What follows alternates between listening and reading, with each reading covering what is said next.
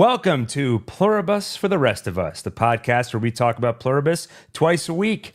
We just watched season 1, episode 4, titled Please, Carol. This is our instant take, meaning we just watched the episode. These are our unfiltered, immediate reactions to it, but we'll be back in a few days to methodically go through the episode, scene by scene, our recap and analysis. I'm Gil, by the way, here with not my brother Adam. Say hello. Hi, how's it going? Was that a Seinfeld reference at the beginning there?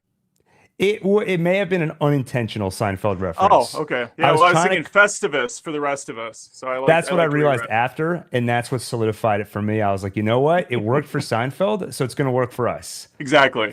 The other title I played with was Pluribus Podcast, and I'm glad we didn't go with that one because someone else already took it. So okay.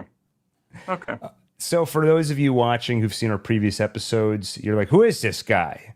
Usually my brother Adam is here and my brother Daniel is here, but my boys abandoned me. So I called in another boy, a better boy, Adam from Adam Does Movies.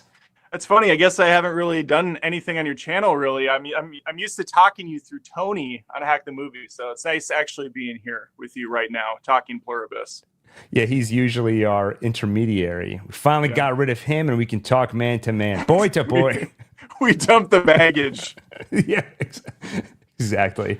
I was looking to see who can I call in without my brothers here. I saw you were covering two things. You were covering Pluribus on your channel, and you put recap in the thumbnails, not recrap. So I was like, maybe he'll actually be down to talk about it. Yes. I'm enjoying the show. I do feel kind of like, are you watching Welcome to Derry at all? I watched the first episode, didn't feel super compelled to watch the second one, but I might go back and catch up at some point. Well, I mean, it hit it nicely out of the park, and then it's just been going downhill ever since. And I feel like Pluribus, to a lesser extent, is kind of doing that as well. But I'm hoping one of these episodes hits really hard. So far, it hasn't. Yeah, I would say that, like, the difference for me, well, the funny thing is, I didn't think the first episode of it was that great. So to hear it's going downhill, you've pretty much erased any hope that I'm going to go back and rewatch it. Right, that's what I was trying to warn you about. Yeah, it's not getting better. But I would say with Pluribus, at least there's nothing in it where I'm like, this is terrible. It's just the pacing is a bit slow. I've personally been okay with that because I'm never bored during the show. The only part where I feel antsy is the fact that I have to wait a week between episodes. Though apparently the next episode I think is coming a day early to avoid Thanksgiving. So that's nice. Okay, we can wait a little bit less. But we should point out that for whatever reason the internet on my end seems to be atrocious tonight. It's usually not a problem, but 1,000 apologies if I'm like freezing up or going in and out, becoming a disembodied voice. And if anybody gets angry at me or Adam for that internet issue, we're going to start convulsing and 11 million people will die. So everyone chill. Exactly. Well, before we go into just how does this episode stack up against the previous three, I want to jump to the ending because I at least felt like that ending was super intense. And I feel like if people just watched it, that's what they're going to want to talk about. And basically what we saw there is Carol found a truth serum, sodium thiopental. For anybody who needs truth serum out there, that's the psychoactive drug people usually use under that truth serum umbrella. Basically something that gets you so high, you'll spill the beans on anything. What did you think of this ending, Adam? Yeah, it reminded me of Harry Potter when, the truth serum stuff's going on. I was like, okay, Gandalf's going to come out soon and we're going to get the whole ball and wax. It was very intense, and then it kind of let me down where it went. I thought we were going to get some crazy reveal, like Pirate Lady was going to suddenly be really honest and go, yeah, Carol, you're going to become one of us and essentially die. Every part of you will be gone except for your memories because we're essentially just algorithms now.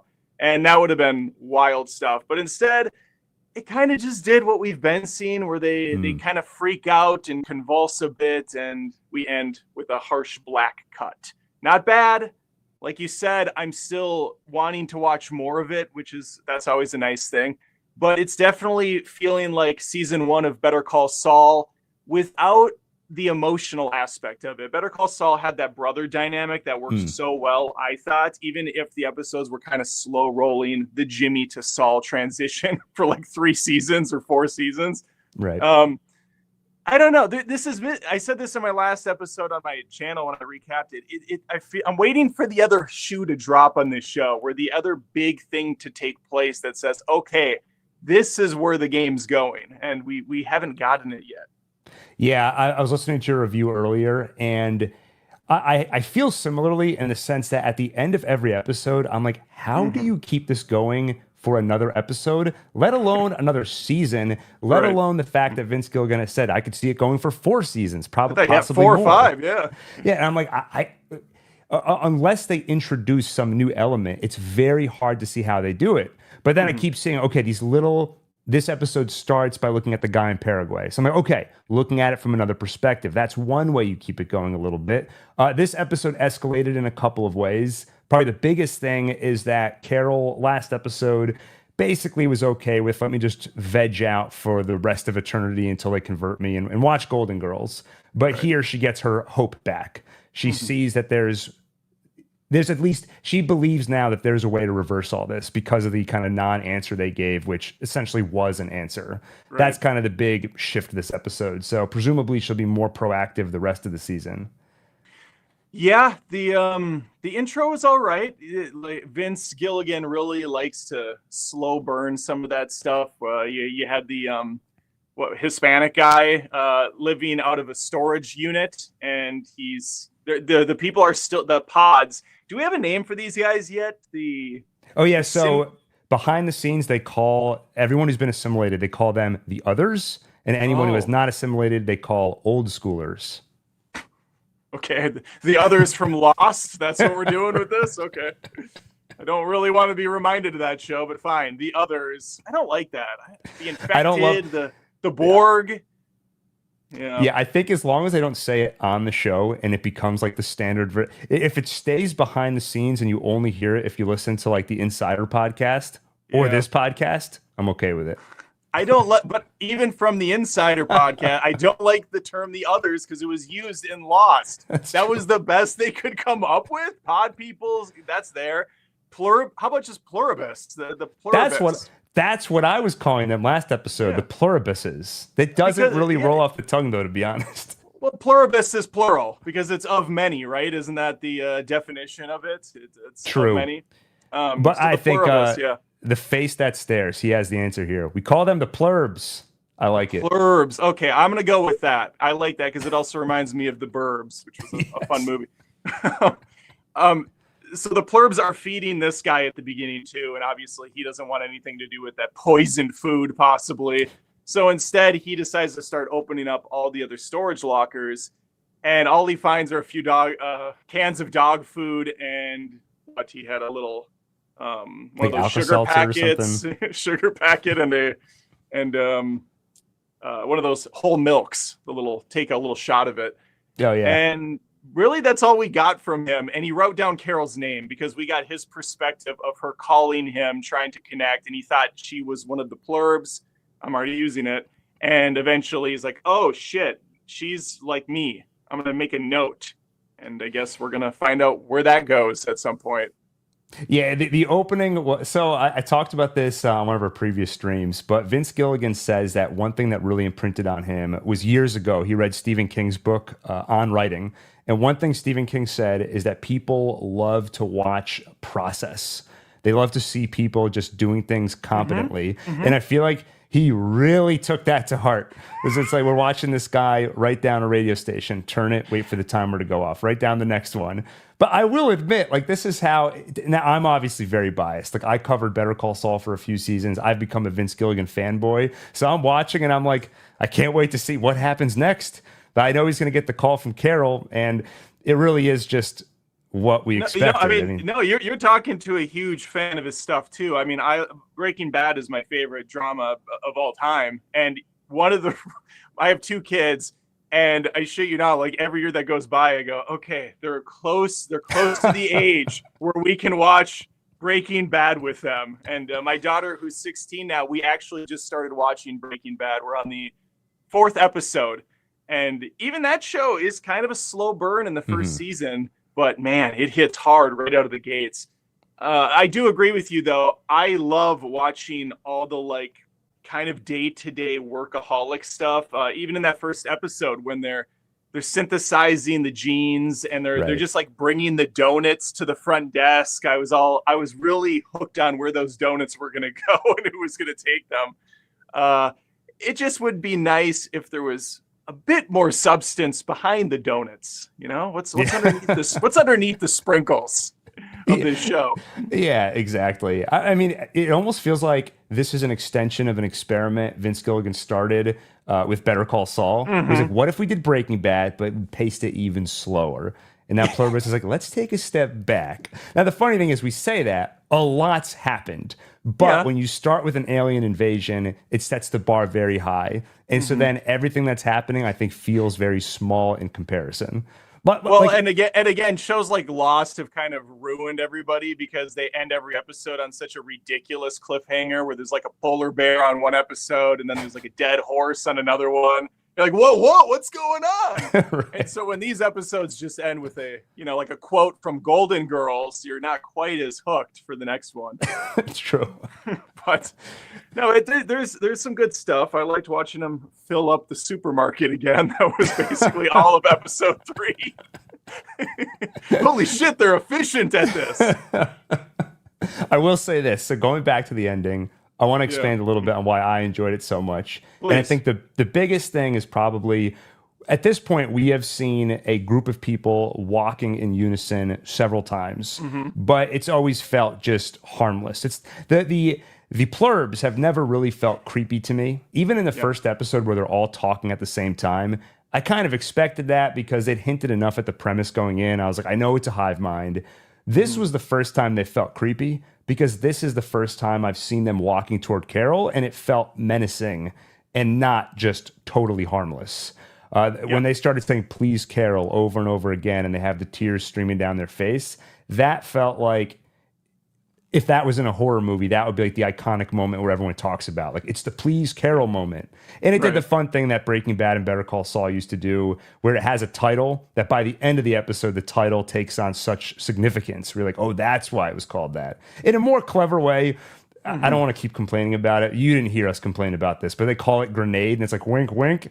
And I'm like, no, not wink, wink. Especially when you put in the synopsis, the conversation ends with a bang. The grenade's going to explode. That's a spoiler. That's not like a little... Please, Carol, though. I have no idea what that means. And now at the end, I know what it means. And it's very effective, I thought.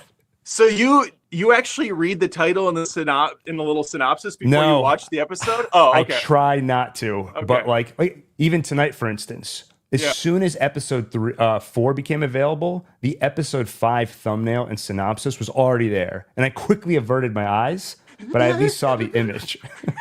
I never pay attention to them. I just quickly see the thumbnail. I'm a very visual learner. So anyway, and I can't read, of course. So any words are just like hieroglyphics to me. They mean nothing. Yeah, what are all these funny symbols? Yeah, exactly. Someone could just translate that, encode them for me. What else happens? So she gets a cop car. I do like the dark humor in this and just kind of the silliness that Gilligan infuses in the stories with just the people saying hi to her, and she does a drive-by flip-off to the people on the side. That was nice. I guess that would bring me to a question I have for you, which you've probably addressed already, but what do you think of Carol in general as a character? Because like you said, Vince has played an experiment, I think, with his shows where Better Call Saul gets slower. It's still Breaking Bad-esque adjacent. It's got a lot of the same characters, but it's slower moving. This one, I feel like, is going even slower. And on top of that, he's giving us an unlikable character to follow, whereas Jimmy was a fantastically lovable character. And so was even Walt for the first, I would say most of the seasons. He's still great. And Pinkman, of course. What do you think of Carol, though? Yeah, I never have thought of her as unlikable. I see where it comes from because she's a miserable person. And we talked about this a bunch in our last stream. But I think it's a tough balance because miserable people, even if you fully understand why they're miserable and it's logical that they would be miserable, they're still unpleasant to be around. So you have to balance it out. And they usually, in movies and shows, balance it out with humor. That's the example I always go to is like Dr. House. Like that show would be unwatchable if he wasn't so witty and hilarious. And I feel like Carol is pretty funny. Like this episode, the whole heroin conversation, using that as the cover, I found so funny. Yeah. And I think even Carol, like internally, probably finds that funny. Like she can see the humor in the situation. And I think the two other qualities that kind of balance out the cynical side of her. Number one, she is always quick to jump to help somebody. Every time someone's been in danger near her, she immediately tries to help them. Yes. And on a grander scale, of all of the old schoolers we've met, she is the only one, other than this guy we met this episode, heard about last episode, who seems to actually want to save the world. So I found those people in episode 2 insufferable. I hated them. And then by comparison, that puts her even higher on the pedestal, where I'm like, somebody's looking out for us and trying to save us from the hive mind. So I think it's a tough thing to straddle. I think if it went on too long with the kind of vegging out episode 3, I'm just miserable mode, that would be bad. But I think turning the corner this episode where she's starting to get more hope and be more proactive, I think that helps. I think this is one of those shows where if it was all released at once, there are people who are not enjoying the show now where I think they would maybe have an easier time with it if they released all the episodes at once. That's not my preference. I like the slow drip. But or maybe they would just find her so insufferable that they won't continue on if they were watching back to back to back. Because it could be. It could just be an overdose. Yeah, I don't know. I mean, I like her as a character. I can see why some can't stand her for sure. But to me, she's kind of a little bit Larry David adjacent. She doesn't like the bullshit. She doesn't. And I do think it is wise that Vince wants to put her in settings that let her be a little jaded and cynical, but they're not outright negative for negativity's sake. Like at the beginning of the 3rd episode when they go to that ice palace to stay overnight, had he put her in this tropical, beautiful, like a sandals resort or something, and she's still like, ugh, the sun, like, what's your problem? The sand, the ocean, come on. But I mean, I was kind of on her side with the ice palace. Like, I'm paying a lot of money to sleep on freaking ice cubes. This is insane. I was Team Carol through that. So he is using her, I think, in a wise way where, yes, she's coming off very negative and cynical, but she has a point most of the time. It's just how she shows it that may be a little bit abrasive for some.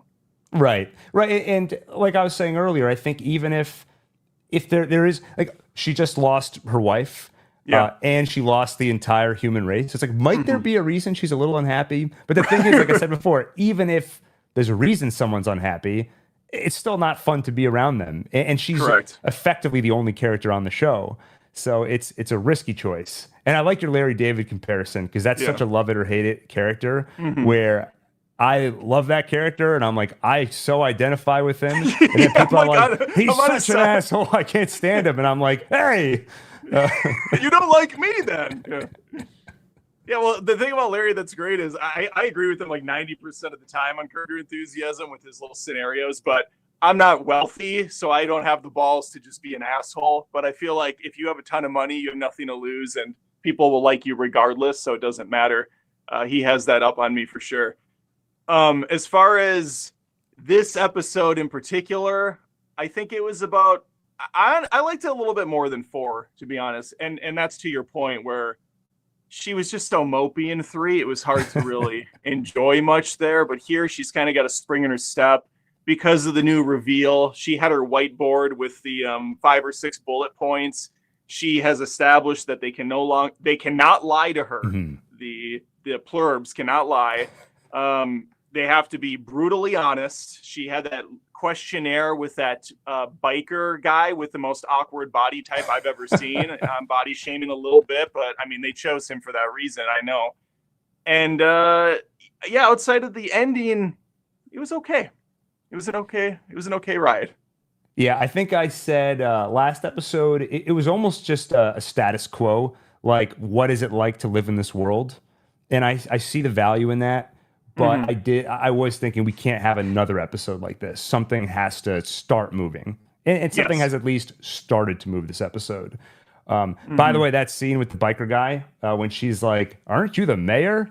MJ, shout out to you in the chat. And I looked online and just looking at a picture of him, I believe you're right that was actually the mayor of Albuquerque.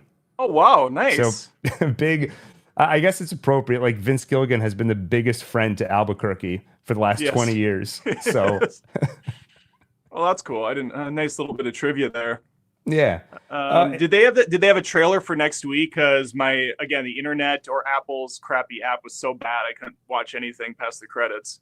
if there was a trailer, I didn't watch it. I don't watch Okay. the next time on preview. Okay. I won't even do it if it means getting a better thumbnail that's actually relevant to the episode. I maybe should start doing that though. It's okay. I'm People just will gonna start find using it if your they're picture. I'm gonna grab all the different facial expressions you've made if you like or hate something and just use those. Have you picked up on the fact that I shot, I think 15 different dumb faces or just like different faces in general, and I just reuse those. I just reuse them for every I thumbnail. have noticed that. It was part of what made me realize when I was putting my faces in thumbnails, I was always scrubbing through the video trying to find the perfect expression. And I was like, wait, why don't I just make the face that I want? Why am I making all this work for myself? Exactly. I think there was a point in time when I had 5 of the same photo in a row, but I just like would add a hat on it in Photoshop or just change the tint of the face a little bit. Like, this is getting even a little lazy for me. I better switch it up. See, this is why I texted you earlier tonight. And I was like, you have to be my guide as I'm doing a shift in my channel. So that's some of the little simple things that you could tell me. Well, now that you're on the grind train and you're now putting in all this work, making your beautifully long, detailed videos, you're one of us pathetic dirt people in the trash. A plurb, really, you're a plurb of YouTube now. You have to find ways to cut corners, and one of them is thumbnail creation. Perfect. And by the way, same face. If any of my, I don't know what to call them, some of the mainstream one takers who don't watch the live streams and like the more niche content, if you happen to wander in here and you heard that and you're like, what? I am still making timelines. Don't worry. I'm just also doing the Plurb Adam stuff. That's so, well. That's nice to hear. I didn't know if you were actually doing the timeline stuff. That's great. You plan on doing them like once a month or a few times a month? It's basically going to be based on are there releases in a major franchise? Then I will time a timeline release around that. So like Scream, doing anything for Wicked? Wicked, yeah. I think I'll pass on that one. Okay. You're doing Scream. Yeah. Scream 7's coming up, so I'll do a timeline on the Scream movies. Beautiful. We can wrap up here shortly because this instant take, if we go too long, it becomes a regular take, and we can't have that. But you kind of brought up that list she made. I feel like that was the other major element of this episode, was just more poking and prodding from Carol. Finally, I think her disposition at first was, let me just avoid them because they're aliens, and that's weird, and I don't know if they're going to shoot me with their ray gun or assimilate me. But now she's getting more comfortable, so there's a lot of poking and prodding. And you kind of already mentioned it, but I found it satisfying to see her take out the whiteboard. I was like, okay, here we go. And I found it more satisfying that there was a second whiteboard behind the first one. And people say there's no twists in this show. I didn't see that second whiteboard coming. If she busts out a third whiteboard at some point, I'm going to lose my shit. It's going to be that meme of the wrestling guy where he's like, oh, and more excited each time. Exactly. Third whiteboard, Adam's going to fall out of his chair. It's the double rainbow of whiteboards. That's exactly. All right, this is the big thing. People love speculation. That's what it's all about. Theories. Any thoughts on where we go next? Will Zoja die? Shout out to this nice person in the chat who asked that question. Pirate Lady will live. We will see her again. Maybe she's a bit altered though. There's a twist they could do here where she possibly has a near-death experience, and maybe part of the assimilation is detached, or maybe we get her as a normal person. That could be wild. I kept thinking that when they said she has a severe concussion. I was like, wait, next episode 4, she's no longer attached to the hive. My brothers made the point that in all of the work that the plurbs are doing right now, people are probably accidentally getting hurt here and there. They mentioned last episode the hospitals are still running. So you'd think that would be happening. But would we know about it if it was happening? If on the other side of the world someone gets a concussion and they're no longer part of the hive mind, we wouldn't necessarily know about it. But yeah, now that she's given her this big dose of truth serum, she's had a near-death experience. A couple questions for me. Yeah, is it going to alter her experience at all? Or another question is, does it when she was under the influence of the truth serum, was there any issue with her connection to the others? Are they gonna do they know what Carol and Zosha talked about? And the thing is, Carol was kind of yelling at Zosha as they all approached. So even if they didn't know it from the connection with Zosha initially, they know it now. So it'll be hard to kind of parse that out. Yeah, they did make a point early on to let the audience know. I think it was in either the first or second episode that they are all one mind, but they are also individual in terms of physically what happens to them. I don't know what that means. So I guess if she's drugged, she's the only one that's drugged, and the rest of the mind is still operating at full capacity, which seems a little odd to me. But I guess that's just how it works. Like, I get the physical being separate, but when you're changing the mental state and everybody's connected to that mental state, I guess it's just a root, right? There's the trunk of the tree, and then there's the root. Maybe the root's just a little infected. It's like, I guess it's like the difference between the mind and the physical body. Like in this episode, they mentioned that they have a whole wing of people who are trying to get over physical addiction. They specified physical, to heroin and various drugs. So I guess it's similar. If the body is physically high or drunk, that doesn't affect the rest of the hive mind, I guess. I mean, but they did freak out at the end because I guess they sensed she was in distress. Obviously part of it's connected still. Unless that was grief. I was going to say grief that they're losing one of them, but we've seen them lose millions and they weren't really in grief. So maybe it was, it's hard to say. I mean, maybe the new Carol, who's more proactive and asking questions, might question this a bit next episode. It might maybe shed some light. But I think that's my big prediction in terms of where Carol goes next. I don't think the hive mind holds a grudge. I think she can literally continue this quest just as if she wanted to, she could try the same thing again, grab another one of them and give them some truth serum. I don't think they're going to be too aggressive in trying to stop her. Extending out further, do you think she will even meet up with the did we get the name for the Hispanic gentleman? I don't think they said it in the episode, but looking at the Insider podcast, Manusis, I think is his name. Okay. Do you think she even meets up with Manusis in season 1? I feel like if it would be, I was going to say it'd be weird if she doesn't, but knowing how slow this show and Vince Gilligan's shows can go, it could be a while. I feel like it'll be either season 1 ending or they just don't meet up at all this season. Because I mean, Better Call Saul, there was characters that didn't meet up for like 3 seasons straight, so I would not be surprised if he builds that out. Like the Mike story and the Jimmy story, like they intersected for a second and then they split up, and I'm like, okay, they're gonna reconnect. Okay, not in season 2. All right, season 3. They got to reconnect soon. I'm like, it is literally 2 different shows glued together at a point. Mike was like underground for a full season working on the meth lab from Breaking Bad. Yeah, Vince Gilligan always says, I'm character driven. I'm never, even if I want the show to go in a certain direction, I'm not going to force it, and it's to a fault.